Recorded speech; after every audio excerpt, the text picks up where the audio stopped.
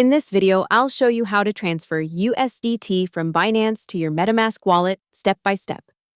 First, open your MetaMask app or extension and unlock it. At the top, check which network you're on. For example, Ethereum, BNB Smart Chain, or Polygon. Tap your address to copy it. This is where you'll send your USDT. Now open the Binance app or website and log in. Go to Wallet and select USDT from your list of coins. Tap Withdraw. In the address field, paste the MetaMask address you copied. Next, choose the network that matches the one selected in MetaMask, like ERC20 for Ethereum or BSC for BNB Smart Chain. Never choose a different network, or your funds can be lost.